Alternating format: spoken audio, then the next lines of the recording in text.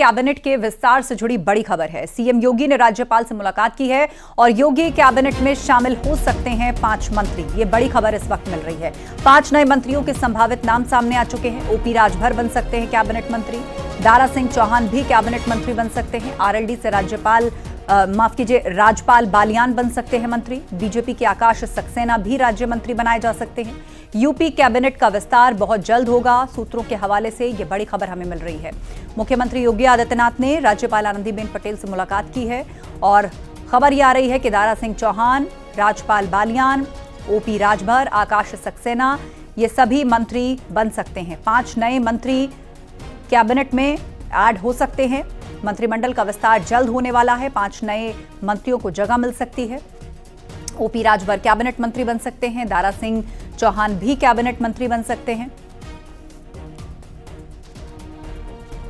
कहा जा रहा है कि इसी महीने योगी कैबिनेट का विस्तार हो सकता है और 5 नए मंत्री कैबिनेट में शामिल हो सकते हैं। और जो नाम इसके लिए जा रहे हैं उनमें आरएलडी से राजपाल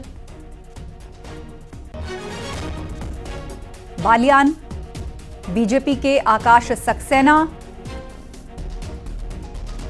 इसके अलावा ओपी राजभर, दारा सिंह चौहान, ये सभी मंत्री बन सकते हैं। सीधे अब आपको चर्चा के लिए चलते हैं। हमारे सहयोगी संकेत उपाध्याय हमारे साथ लाइव जुड़ रहे हैं। संकेत, 5 मंत्रियों के ऐड होने की बात सामने आ रही है। कब तक ये मंत्रिमंडल का विस्तार होगा और किसको कैबिनेट में किस रैंक पर लिया जा सकता है? बिल्कुल, जिस तरीके से योगी मंत्रिमंडल की चर्चाएं तेज थी, आज मुख्यमंत्री योगी आदित्यनाथ ने उत्तर प्रदेश की राज्यपाल आनंदीबेन पटेल से मुलाकात की है। मंत्रिमंडल की चर्चाओं के बीच ये मुलाकात काफी अहम मानी जा रही है मुख्यमंत्री योगी आदित्यनाथ और राज्यपाल के बीच में। मुख्यमंत्री योगी आदित्यनाथ ने राज्यपाल से लगभग आधे घंटे से ज्यादा वक्त तक मुलाकात की, बातचीत की और उसके बाद मुख्यमंत्री योगी आदित्यनाथ अपने आवास के लिए रवाना हुए। तो ऐसे में अब चर्चाएं तेज हैं कि योगी मंत्रिमंडल का विस्तार अगले ही 2-4 दिन में हो सकता है।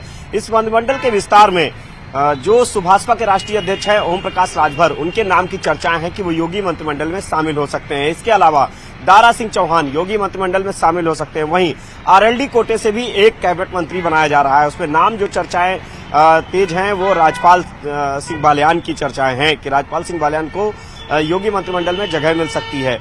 इसके अलावा जो योगी सरकार में पहले मंत्री रहे हैं महेंद्र सिंह, उनके नाम को लेकर भी चर्चाएं हैं कि महेंद्र सिंह भी मंत्री बनाए जा सकते हैं। आज मुख्यमंत्री योगी आदित्यनाथ ने राज्यपाल से मुलाकात की। अब मुख्यमंत्री योगी आदित्यनाथ आवास अपने पहुंच चुके हैं, सीएम आवास पर। और जो राज्यपाल आनंदीबेन पटेल हैं वो आज बनारस के लिए रवाना होंगी। कल उनका मिर्जापुर में कार्यक्रम है। तो ऐसे में अब जो मंत्रिमंडल का विस्तार है, ये अगर राज्यपाल यहाँ पे नहीं होंगी तो ये 2 दिन संभव नहीं है। अब चर्चाएं तेज है कि 5 मार्च तक योगी मंत्रिमंडल का विस्तार किया जा सकता है। यानी कि जो बहुप्रतीक्षित विस्तार है, अब उसको एक बार फिर चर्चाएं तेज हो गई हैं कि जल्द ही योगी मंत्रिमंडल का विस्तार होगा। दरअसल लोकसभा का चुनाव नजदीक है, जल्द आचार संहिता लगने वाली है, चुनाव आयोग सक्रिय है। तो ऐसे में भारतीय जनता पार्टी इस बात को भली भांति जानती है कि लोकसभा चुनाव को अगर मजबूती से लड़ना है तो सहयोगी दल और जो उनके अपने कार्यकर्ता हैं उनके मनोबल को भी मजबूत करना होगा। यही वो वजह है कि सहयोगी दलों को योगी मंत्रिमंडल में शामिल किया जा सकता है। उनके सहयोगी दलों के कोटे से योगी मंत्रिमंडल में मंत्री बनाए जा सकते हैं, जिससे कि भारतीय जनता पार्टी मजबूती से चुनाव लड़े और सहयोगी दल डट के उनके साथ में खड़े हों और पूरे मनोबल के साथ में खड़े हों। बीजेपी की यही रणनीति है। संदेश देने के मामले में भारतीय जनता पार्टी का नेतृत्व पहले से ही जाना जाता है कि वो एक बड़े संदेश देते हैं और कहीं न कहीं कार्यकर्ताओं का जो मनोबल है वो मजबूत रहे, इस पर वो विशेष ध्यान देते हैं, सहयोगी दलों का मनोबल मजबूत रहे।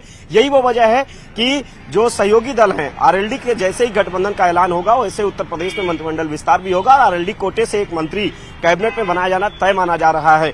सुभाषपा के कोटे से ओम प्रकाश राजभर को मंत्री बनाया जाना है और इसके अलावा जो दारा सिंह चौहान के नाम की भी चर्चा है कि उनको भी मंत्री बनाया जा सकता है। वहीं अगर बात की जाए महेंद्र सिंह की तो महेंद्र सिंह को भी मंत्री बनाया जा सकता है। बीजेपी की कोशिश रहेगी कि जाति और क्षेत्रीय समीकरण को भी विशेष ध्यान रखना है। इस मंत्रिमंडल का जो विस्तार हो इसमें जाति और क्षेत्रीय समीकरण भी फिट बैठे। यही वो वजह है कि भारतीय जनता पार्टी जब चुनाव में जाए तो वहां पर क्षेत्रीय मजबूती और जाति मजबूती पूरी तरीके से भारतीय जनता पार्टी के पक्ष में रहे। और ऐसे में अब जल्द ही योगी मंत्रिमंडल का विस्तार किया जा सकता है। आज राज्यपाल आनंदीबेन पटेल बनारस निकल रही हैं और उसके बाद कल मिर्जापुर में उनका कार्यक्रम है और वहां से वापसी के बाद मंत्रिमंडल विस्तार हो सकता है, ऐसी चर्चाएं हैं। लेकिन इतना तय माना जा रहा है कि अगले 7 दिनों के भीतर मंत्रिमंडल विस्तार तय है और जरूर होना है योगी मंत्रिमंडल का विस्तार। आज मुख्यमंत्री योगी आदित्यनाथ ने राज्यपाल आनंदीबेन पटेल से मुलाकात की। आधे घंटे से ज्यादा की यह मुलाकात रही। काफी अहम सियासी लिहाज से भी ये मुलाकात मानी जा रही है। बिल्कुल, आप नजर बनाए रखिए पूरे घटनाक्रम पर। चर्चा के लिए आपका बहुत शुक्रिया संकेत। और तस्वीर हम आपको दिखा रहे हैं, मुख्यमंत्री योगी आदित्यनाथ ने राज्यपाल आनंदीबेन पटेल से मुलाकात की है। 5 नए मंत्री शामिल हो सकते हैं मंत्रिमंडल में। बहुत जल्द ही यूपी कैबिनेट का विस्तार होने जा रहा है। अटकलों के बीच राज्यपाल से सीएम की मुलाकात भी हुई है और कहा जा रहा है कि इसी महीने मंत्रिमंडल विस्तार होगा और 5 नए मंत्रियों को उसमें जगह मिल सकती है, जिसमें दारा सिंह चौहान से लेकर ओपी राजभर का नाम शामिल है। आरएलडी से राजपाल बालियान का नाम शामिल है। इसके अलावा आकाश सक्सेना वो भी मंत्री बन सकते हैं। ओपी राजभर कैबिनेट मंत्री बन सकते हैं। दारा सिंह चौहान भी कैबिनेट मंत्री बन सकते हैं। आरएलडी से राजपाल बालियान भी मंत्री बन सकते हैं। बीजेपी के आकाश सक्सेना राज्य मंत्री बनाए जा सकते हैं। तो यूपी कैबिनेट का विस्तार बहुत जल्द होने जा रहा है।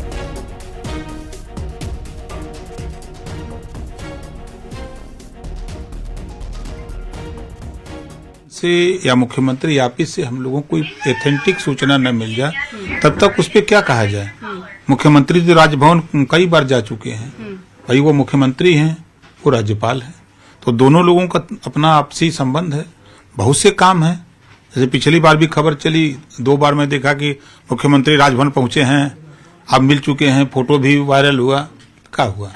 लेकिन मंत्री पद मिलेगा ये तो सूत्रों के हवाले से नहीं है ना, ये तो नहीं, वो तो सूत्रों के हवाले से देखिए, वो तो तय है। जब विस्तार होगा तब वो हमने देखा है कि चाहे लोकसभा के चुनाव हो चाहे विधानसभा के, जब दिल्ली विस्तार हुआ है चुनाव के समय तो लखनऊ विस्तार हुआ है, तो वो विस्तार होगा तो होगा।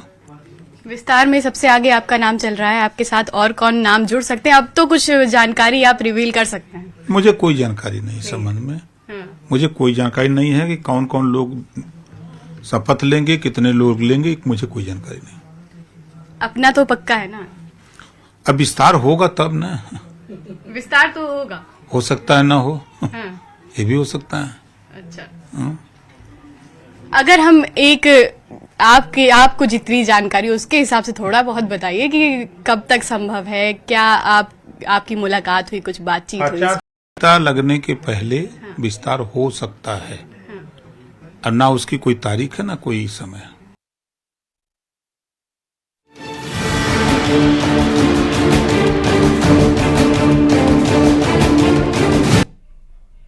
और सूत्रों के हवाले से बड़ी खबर आ रही है, बीजेपी उम्मीदवारों की लिस्ट फाइनल हो गई है। सोर्सेज से ये बड़ी जानकारी मिल रही है।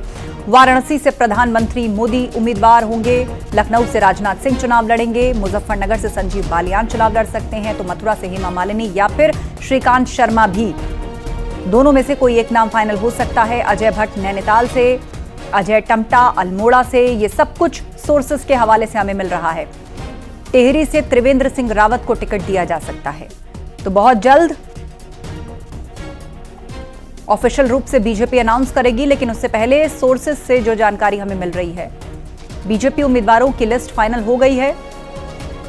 वाराणसी से प्रधानमंत्री मोदी उम्मीदवार होंगे, लखनऊ से राजनाथ सिंह चुनाव लड़ सकते हैं, मुजफ्फरनगर से संजीव बालियान, मथुरा से हेमा मालिनी या फिर श्रीकांत शर्मा का नाम हो सकता है। अजय भट्ट नैनीताल से चुनावी मैदान में होंगे, अजय टम्टा अल्मोड़ा से और टिहरी से त्रिवेंद्र सिंह रावत। सीधे अब आपको लिए चलते हैं, हमारे सहयोगी अनूप गुप्ता हमारे साथ लाइव जुड़ रहे हैं। अनूप, जो लिस्ट है औपचारिक रूप से ये कब तक घोषित हो जाएगी, लेकिन उससे पहले जो सोर्सेस के हवाले से लिस्ट जो न्यूज़ 18 को मिल रही है, उसमें कौन सी बातें मुख्य हैं जो आप दर्शकों को बताना चाहेंगे? देखिए आस्था, आपको बता दूं कि कल देर रात प्रधानमंत्री नरेंद्र मोदी की अध्यक्षता में केंद्रीय चुनाव समिति की मैराथन बैठक चली है। तकरीबन 4.5 घंटे की बैठक चली है, जिसमें सबसे ज़्यादा चर्चा जो है, सबसे ज़्यादा समय जो है वो उत्तर प्रदेश को लेकर के दिया गया है। तकरीबन आधे घंटे का वक्त जो है उत्तर प्रदेश के उम्मीदवारों के नाम पर मंथन किया गया है।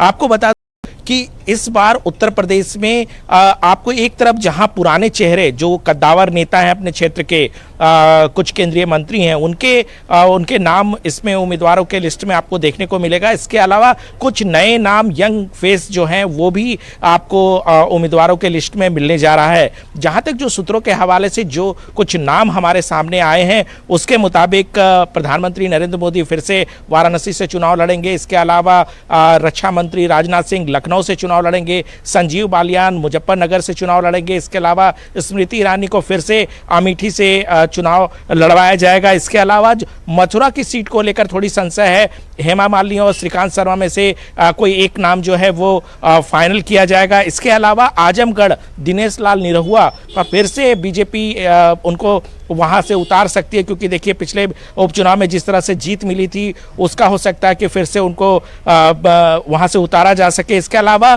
फतेहपुर से साध्वी निरंजना ज्योति को फिर से उतारा जा सकता है, रामपुर से घनश्याम सिंह लोधी को उतारा जा सकता है, आगरा से एसपी सिंह बघेल हैं, इसके अलावा एटा से राजवीर सिंह है। तो ये कुछ नाम है जो हमारे सामने आए हैं, जिस नाम का हम जिक्र कर रहे हैं, इनको फिर से जो है बीजेपी उत्तर प्रदेश के रन पे फिर से उतार सकती है। लेकिन सबसे बड़ी बात है कि जिस तरीके से 75 सीटों पर बीजेपी इस बार चुनाव लड़ने जा रही है, 5 सीटें अपनी सहयोगी पार्टियों को उन्होंने दे रखा है। बीजेपी का पूरा लक्ष्य है कि इस बार 80 में से 80 लोकसभा सीटों में किसी भी तरीके से जीत दर्ज कराई जा सके। 12 सीटें, आस्था आपको बता दूं कि 12 सीटों को आइडेंटिफाई बीजेपी की तरफ से किया गया था कि जो कमजोर सीट थी वहां पर बीजेपी चाहती है कि इस बार अच्छा परफॉर्मेंस करके उन सीटों को जीता जाए। उसमें रायबरेली की सीट और मैनपुरी की सीट, ये 2 ऐसी सीटें हैं, एक कांग्रेस का गढ़ माना है, दूसरा समाजवादी पार्टी का। तो इन दोनों सीटों में किस तरीके से बीजेपी जीत दर्ज कराए, इसको लेकर भी कल की बैठक में मंथन किया गया। हालांकि कौन इसमें उम्मीदवार बनेगा, अभी देखिए मंथन चल रहा है, अभी फाइनल इन दोनों सीटों के लिए नहीं किया गया है। बीजेपी सूत्र बता रहे हैं कि पहले बीजेपी चाहती है कि पहले कांग्रेस और समाजवादी पार्टी से देख लिया जाए कि कौन वहां के उम्मीदवार होते हैं। तो तमाम एक रणनीति जो है बीजेपी की तरफ से बनाई जा रही है। बिल्कुल बिल्कुल, और उन सीटों पर भी मंथन किया जा रहा है जहां पर स्थिति कमजोर नजर आ रही है, या जो 2019 में बीजेपी के हाथ में नहीं थी सीटें, उन पर खास तौर पर फोकस रहने